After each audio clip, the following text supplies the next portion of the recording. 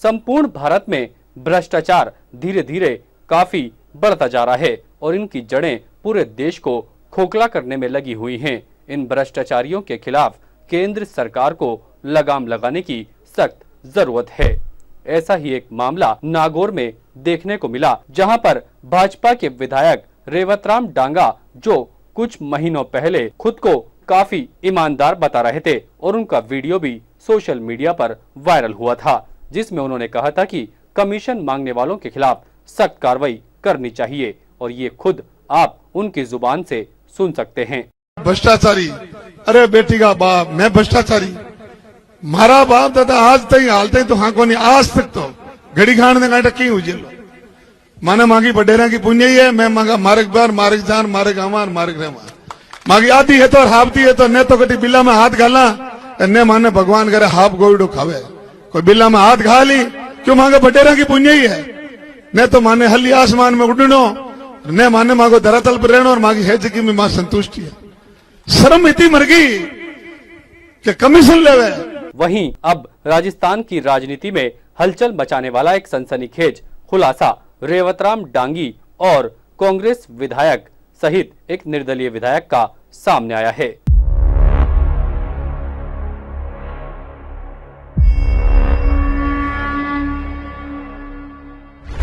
Token amount ले लो, बाकी उस पर मैं दे दूंगा, कोई दिक्कत नहीं है।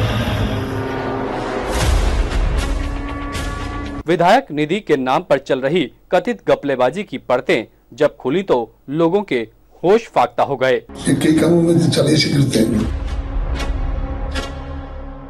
मैं खींच के बता दूंगा, हम लोग खींच के जो बता देना 25% फिक्स है, 30 कई कामों में चले से करते हैं, 40 थोड़े ज्यादा है। फिर क्या वो या उनको आप फोन कर दोगे तो फिर मैं 40 कर दूंगा। सीओ नहीं, उनको राजी करना पड़ेगा।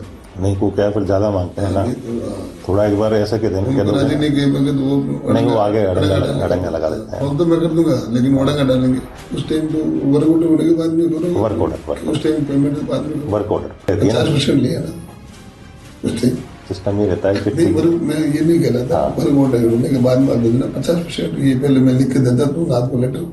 लिखने में तो सर इतना ही रख लो आप, तो लिखने पे सिस्टम ये टोकन वाले रखते हैं, टोकन दे देते हैं, लेटर ले लेते हैं, वर्क ऑर्डर होते ही उसी दिन सर तुरंत आपको दे जाऊंगा, आप जा पाओगे। 50% आप कर देना, थोड़ा सा टाइट हो जाएगा मामला, थोड़ा कम 40 कर देना, थोड़ा कर देना। वो क्या चिट्ठी होती है तो हमारे क्या है, फिर आपको दिक्कत नहीं होगी, आप चिंता मत करो, आपको कोई तरह की 0.1% दिक्कत नहीं होगी। यहाँ पर स्टिंग ऑपरेशन के जरिए दस्तावेजों और बयानों के जरिए ये रिपोर्ट दिखाती है कि विकास कार्यों के लिए बनी विधायक निधि कैसे कमीशन, सौदेबाजी और निजी लाभ का जरिया बनती जा रही हैं। सत्ता पक्ष और विपक्ष दोनों के विधायकों से जुड़े इस खुलासे ने न सिर्फ राजनीतिक दावों पर सवाल खड़े किए हैं, बल्कि जवाबदेही और पारदर्शिता के पूरी व्यवस्था को कटघरे में लाकर खड़ा कर दिया है।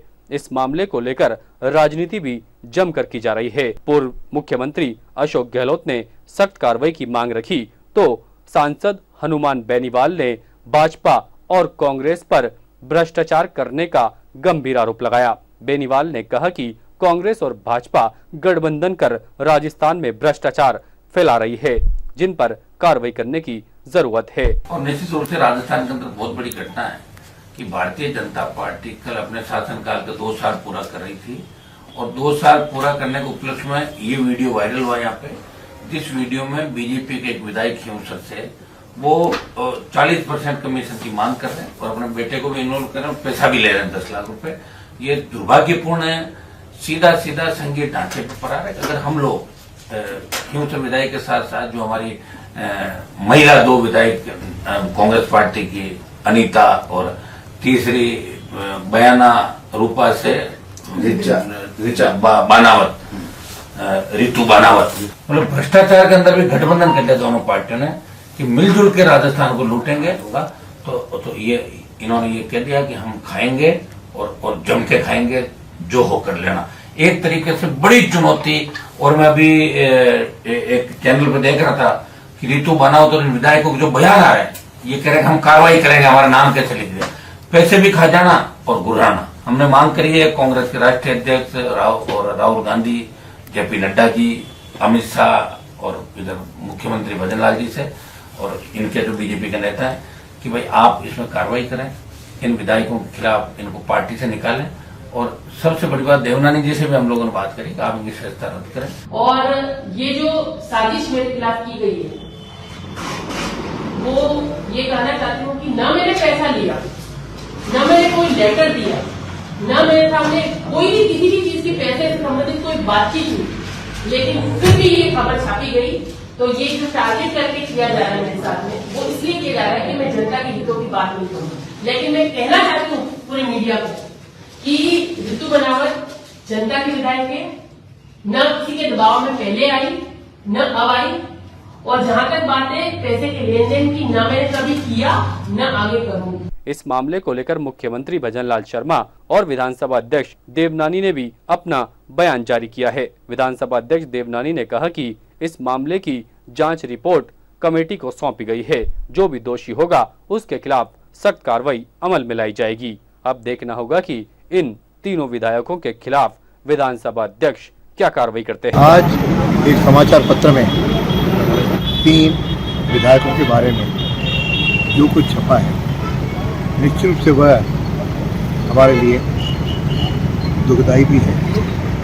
और यदि कहूँ कि ये यदि सही है तो जनप्रतिनिधियों के लिए शर्मनाक भी है। तो हम सब लोकतंत्र के प्रहरी हैं और लोकतंत्र के एक एक पैसे का सदुपयोग करना, जन के काम करना, ये हमारा कर्तव्य बनता है। तो इसके लिए तुरंत ही इस आचरण को अपनी जो सदाचार कमेटी है इसको मैंने रिफ़र कर दिया है और सरकार भी इसकी जांच के लिए तैयार कर रही है। मुझे लगता है कि इसका हम निश्चित रूप से जांच करवा के और इस दोष के आधार पे जो भी संवैधानिक नियम होंगे उस आधार पर कार्रवाई करेंगे। इस मामले को लेकर मुख्यमंत्री भजनलाल शर्मा ने मुख्य सचिव एवं पुलिस महानिदेशक को राज्य के मुख्य सतर्कता आयुक्त अतिरिक्त मुख्य सचिव गृह की अध्यक्षता वाली उच्च स्तरीय समिति से जांच करवाने के निर्देश जारी कर दिए हैं। इसके साथ ही इन विधानसभा क्षेत्रों के सभी विधायकों के खाते भी फ्रीज कर दिए गए हैं। अब देखना होगा कि जांच कमेटी